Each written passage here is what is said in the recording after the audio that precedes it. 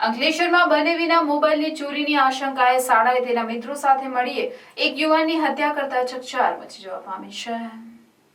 અંકલેશ્વર શહેર ડિવિઝન પોલીસની હદમાં અજાણ્યા મરાઠી યુવાનો મોબાઈલ ચોરીની શંકાએ 5 ઇસમોએ સપાટા અને ગેસની રબરની પાઇપો વડે માર મારી હત્યા કરી હોવાનો કિસ્સો સામે આવ્યો છે। ગત તારીખ 20મી ઓગસ્ટના રોજ રાત્રે અંકલેશ્વર રેલવે સ્ટેશન ખાતે મોહિત ઉર્ફે લાલુ દોહરેના જીજાજી રોકાયા હતા, જ્યાં અજાણ્યા મરાઠી યુવાને મોહિત ઉર્ફે લાલુ દોહરેના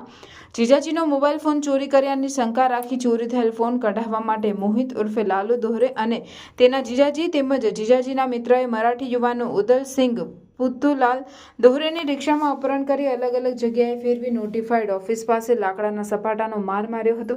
એટલાથી નહીં અટકાતા અન્ય રિક્ષા ચાલક લાલુરામ દોહરેની રિક્ષામાં પિરામણ ગામની સીમમાં ઉમરવાડા જવાના રસ્તા ઉપર માહ્યવંશીઓની જૂની સ્મશાનવાળી જગ્યા લઈ જઈ ત્યાં ગેસની પાઇપ વડે મોહિત અને લાલુરામ દોહરેએ ફરી યુવાનને માર મારી મોતને ઘાટ ફરાર